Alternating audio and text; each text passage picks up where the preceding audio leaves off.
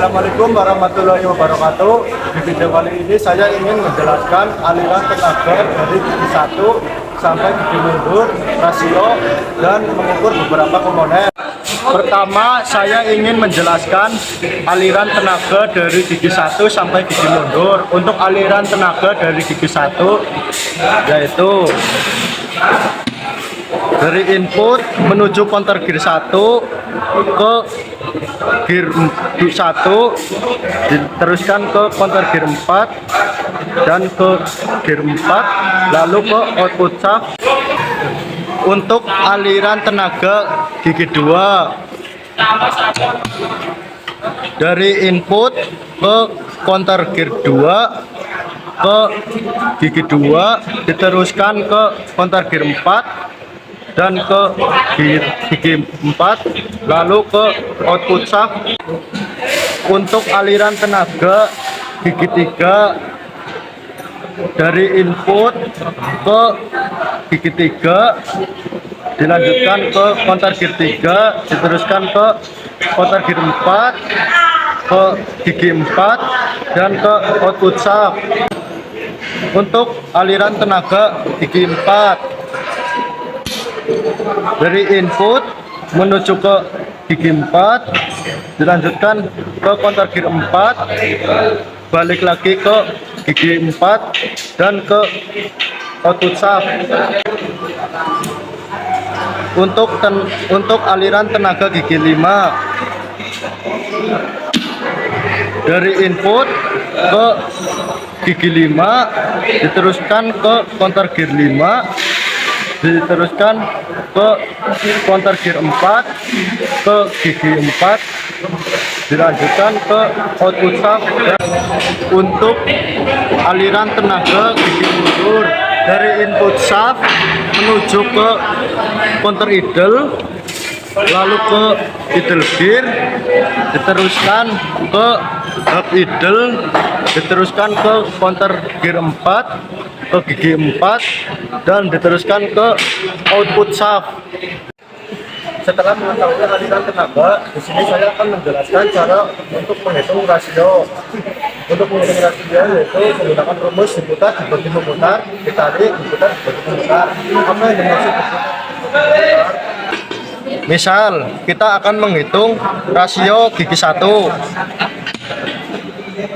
dari input menuju ke counter gear 1, counter gear 1 memutar main gear 1 sehingga main gear 1 diputar oleh counter gear 1 dan dilanjutkan ke counter gear 4 memutar main gear 4 sehingga main gear 4 diputar oleh counter gear 4 dan aliran dilanjutkan ke output shaft. Untuk menghitung rasio gigi mundur menggunakan rumus dibagi me dikali dibagi me dikali dibagi me, yaitu dari input menuju ke counter idle memutar idle gear sehingga idle gear diputar oleh counter idle. Selanjutnya idle gear memutar hub idle sehingga hub idle diputar oleh idle gear. Counter 4 diputar counter gear 4 memutar main gear 4 sehingga main gear 4 diputar oleh counter 4. Cara menghitung rasio gigi 1 sampai gigi 5 dan rasio gigi mundur. Sebelum menghitung rasio, kita harus menghitung jumlah gigi pada masing-masing gear. Setelah dihitung, baru kita dapat menghitung rasio. Untuk rumus rasio gigi 1 sampai gigi 5 yaitu D dibagi me dikali D dibagi me. Dan rumus rasio gigi mundur yaitu D dibagi me dikali D dibagi me dikali D dibagi me. Keterangan D yaitu diputar, me yaitu memutar. Untuk mencari rasio kita mengikuti aliran tenaga.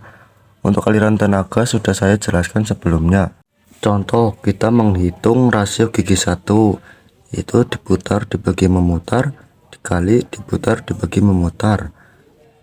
Untuk diputar dibagi memutar yang pertama yaitu main gear 1 dibagi counter gear 1, karena main gear 1 diputar oleh counter gear 1 sehingga ditulis 43 dibagi 14. Lalu yang kedua yaitu main gear 4 dibagi counter gear 4, karena main gear 4 diputar oleh counter gear 4. Di sini ditulis 27 dibagi 22.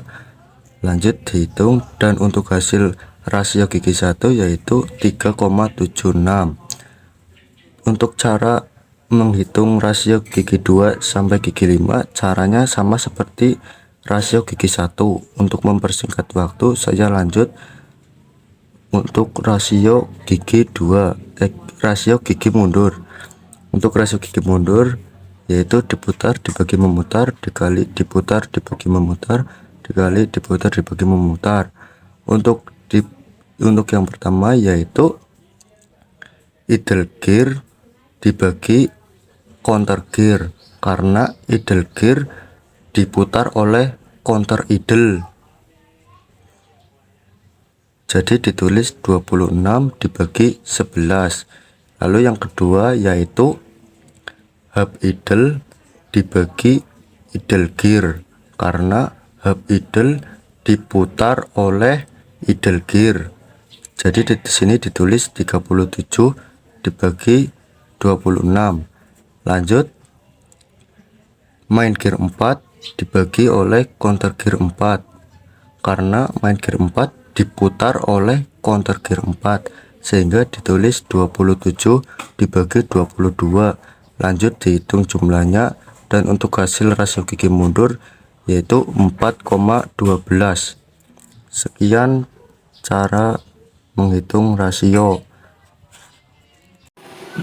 Oke, selanjutnya saya akan melakukan pemeriksaan beberapa komponen, yaitu ring sinkromes, shift head, shift fork, dan release head. Untuk melakukan pemeriksaan saya menggunakan alat ukur yaitu jangka sorong dan filler gig. Untuk panduannya saya menggunakan buku panduan perbaikan dari Xenia transmisi manual M5S. Pertama kita periksa gear shift head nomor 1, ukur celah dari gear shift head nomor 1.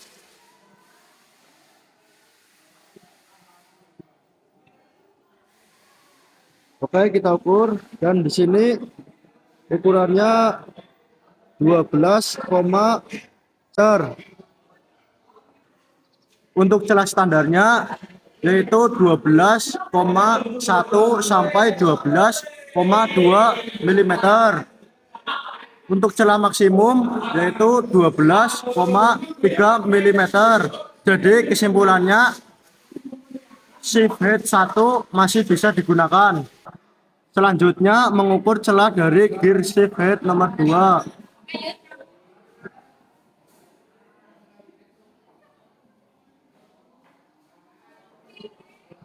Di sini jumlah celahnya yaitu 12,16.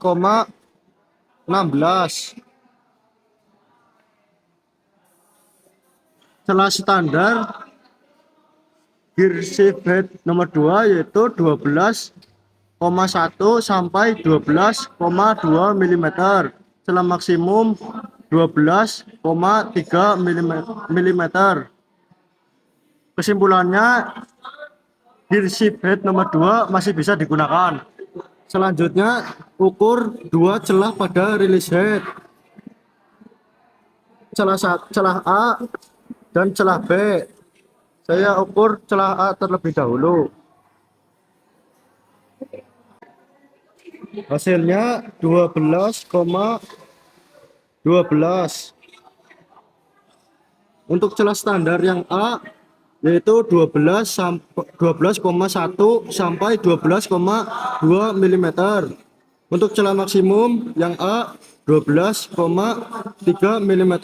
Jadi kesimpulannya celah pada release head yang A masih bisa digunakan. Selanjutnya kita ukur celah release head bagian yang B. Untuk celah yang B hasilnya 15,0. Untuk celah standar yang B 15,000 sampai 15,043 mm. Untuk celah maksimum 15,1 mm. Kesimpulannya celah yang B masih baik. Selanjutnya kita ukur tebal gear shift fork nomor 1.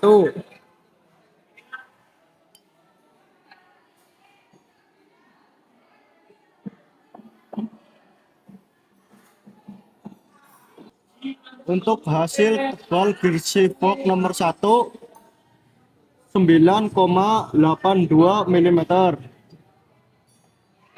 Untuk celah standar 9,7 sampai 9,9 mm. Celah minimum 9,6 mm. Kesimpulannya tebal shift fork nomor 1 masih baik. Selanjutnya ukur ketebalan ganti gear shift fork nomor 2.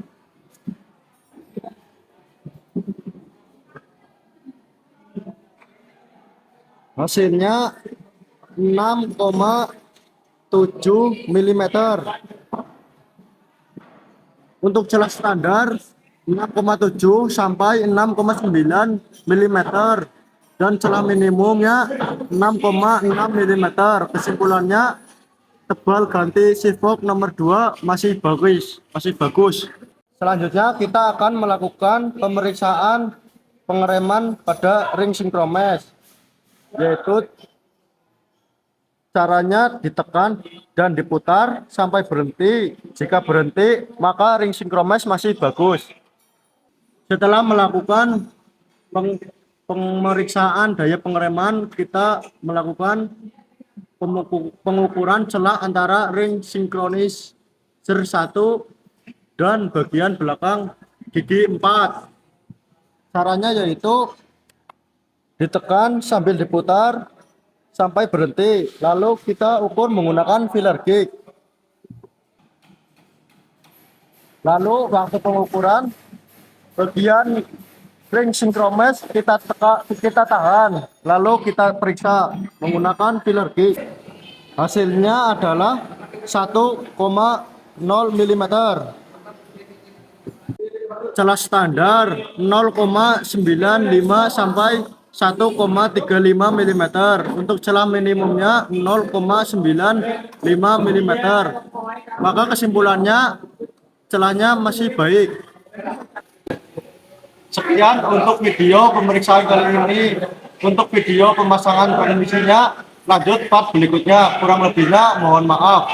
Wassalamualaikum warahmatullahi wabarakatuh.